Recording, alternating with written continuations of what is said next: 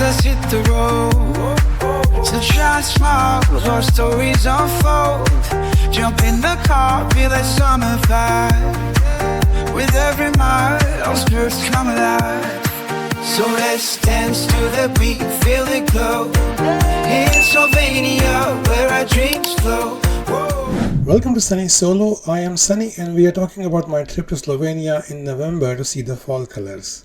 This day I started in the Radisson Blu Plaza where I was staying for one night only, and I got up at like 8:51. And this is how much I have been traveling and dealing with things that I did not panic. As soon as I saw the 8:51 on the phone, I had a plan formulated in my mind. Okay, this is how I'm gonna do, this is what we're gonna do, this time this, and we'll be okay, because the plan was that to leave Radisson Blu today, leave Ljubljana today, and then go to Lake Bled. And then when I went down, I found it was still 10:30, so that was okay. But oh gosh, I have never seen a breakfast room this busy. It was a huge breakfast room, like a proper restaurant size room, but it was extremely busy. There were a lot of things available in breakfast. There was so much crowd around everything. There was queuing for some things as well. And the biggest and the worst thing was that there was no table where I could sit and have my breakfast. So what could I do? I just waited and I walked around in that room. I had to wait about 10 minutes to get a table. So I took the table and got some food for myself as well. Juice was good, and then the food was good, but just that because of the crowd, because of how busy it was, you could not just like go again because everything was going to take time. So came back to my room and I still had time based on my plan to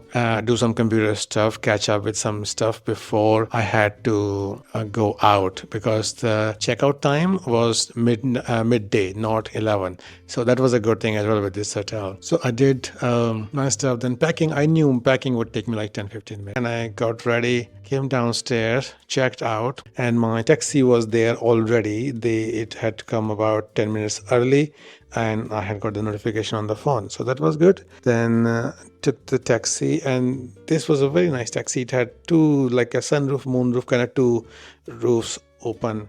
Oh, by the way, I forgot to tell you, when I woke up in the morning and I went to the window, I saw it was absolutely foggy. What was the expression, like pea soup kind of things. And I was wondering, can I drive in this if I rent the car? But anyway, I knew it would clear up at some point in the day. I was just hoping it would clear up before I have to get behind the wheel of a car. But I have driven in fog before. Even in England, we get fog sometimes. But here, new country, driving on the different side of the road as well, a strange car, not knowing the route as well. So you would prefer to have better conditions, right? Anyway, so by this time, actually, I was in the taxi when the fog started to lift. So really enjoyed that ride. It was like 20-25 minutes ride. Got to the airport and again looked familiar because I had spent a couple of hours there yesterday, and went to the place which said rent a car. And I looked for this because I had already made a note when I booked the car online. It was Discover Cars and the supplier was called Auto Union. So I looked for Auto Union, did not find. I'm like, what? So then I went back to the online receipt that they had sent me, and it had directions on it. It said, go to this place, go follow the signs for rent a car or car rental or post office, and do not cross the road. So, Dumbo, you crossed the road. So I came back out of that building, crossed the road into the actual terminal, airport terminal, and then there were big, huge signs for car rental and post office both, and both those things are very, very close to each other. So there was a shop which was selling some stuff like souvenirs kind of stuff, but I said, nope, I'll be late if I don't. So exactly 12 o'clock when I was supposed to be there, I was there, but there was nobody at Auto Union. The office was empty. There were a few offices side by side, so there were some girls outside. I was like, oh, she's in there, you can go. I said, no, I don't need that one, I need this one. That one was Enterprise, I think, the other one. So I said, okay. So I went back to the shop then, said, okay, make use of the time. And I wanted sunglasses because my sunglasses, the current ones that I'm using, they're cheap ones, and they are at the end of their lives. But I like them so much, I still wear them. Even though one lens is completely going, it's like a red and black frame, I really like it. So I'm looking for something similar in a branded or unbranded or whatever. Have not found it. So I looked at this shop. Most of the design designs they had for sunglasses were for like ladies kind of thing, but they had this awful yellow ones which looked like they were for males, and they fit, and they had the slightly darker glasses which I wanted because now the sun was out and I would be driving. So I bought the sunglasses, and there were some t-shirts they had. There are some nice designs, not like the ones that I had seen before, and the price was 16 euros. So that 18.90 yesterday was kind of like par for the course. I think that this is how much t-shirts cost here, especially if they're good quality. So I got one t-shirt and then one pair of sunglasses. Then I came back to this rental company, and yeah, then this time the girl was there. So she was like, yeah, come on in. You have a reservation, I'm hoping. And yes, so there's a reservation. Name is Goswami. I had booked an Opel Mokka, and like an SUV, compact SUV. They did not have that. They had given me a Hyundai Kona. Fine, don't care. But didn't feel like an SUV. I wanted to drive an SUV. I've never driven an SUV before. But yeah, so there was, I think, maybe 10 minutes. So she took the passport, looked at the driving license, and then she wanted a credit card. When you rent a car, they ask you for a deposit. So got to the car, and then I spent probably about 40 minutes 40-50 minutes just setting up the car, getting to know the car, because in a strange car, before you get out on the highway, you want to be very familiar with it. So I just checked how to turn on the lights and how to do the turn signal, and steering is okay for my height, and the seat is okay further back, whatever. And the main thing I did was, it did have a big screen, like a 7-8 inch screen, and that screen can be connected to your phone. So I connected it to my phone, and there's an app called Android Auto. That Android Auto is an absolute game changer, because it doesn't only play music. I thought it would be playing music. No, monsieur. It can do everything. It can do all your calls and notifications and all of that. But the main thing it could do was, if I started navigation on my phone in Google Maps and this is connected to the car, I get the whole thing on the screen, and I get the sound from the car speakers for navigation. So, and that worked very nicely. I was able to pair that up within a couple of minutes to just figure out as to what to do it. Anyway, so got all of that ready, put my dash cam phone there as well, my second one. So I just set everything up. I still need to set it up again tomorrow, because the way I've set it up right now is like, you can see through the screen, but you can also see the windscreen. So I want to set it up so that you can see through the windscreen only, not the screen. And I was so glad that I did it.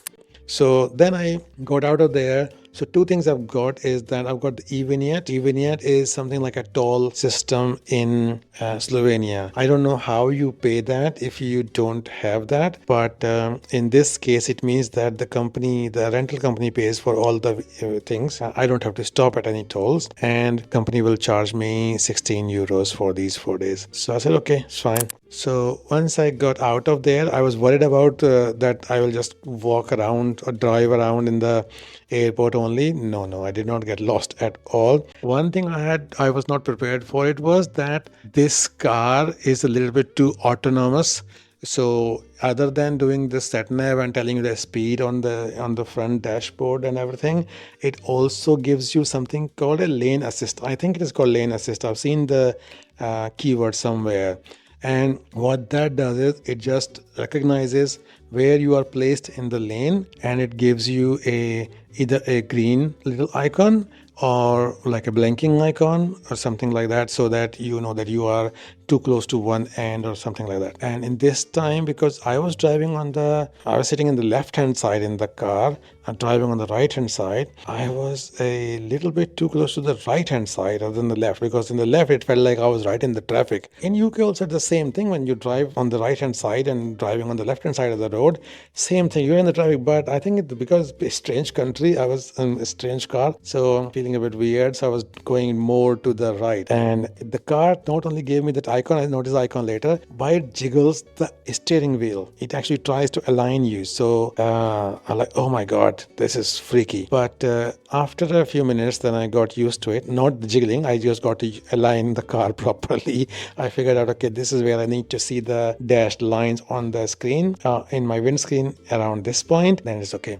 I was watched some YouTube short recently which showed you if your left edge of the steering wheel is the left wheel and things like that. So try to work with that. Did not remember that very much, but I managed it. The road was okay. The route not okay. It was good. It was really excellent. Excellent condition highways. I was on A2, and the exits were not very hard to take as well. There were lots of roundabouts. I had to remember to not go towards the left on the roundabout. Roundabout is the hardest place where you have to remember it, by the way. The roads are okay. On the roundabout, you have to go to the right. You have to give way to the people on your left rather than the people on the right, because that's how you do it in UK. So I had to remember that. In one place, I got honked at because I stopped at a roundabout where I was not supposed to stop. So what happened was the guy on my left was stopped, but I did not have to stop because my lane, which was the rightmost lane, that had a clear, like it was a free turn or free go for me. So I did not know that. I did see that there was no double dashed line in front with the yield symbol. That was not there for my lane, but it was on the left hand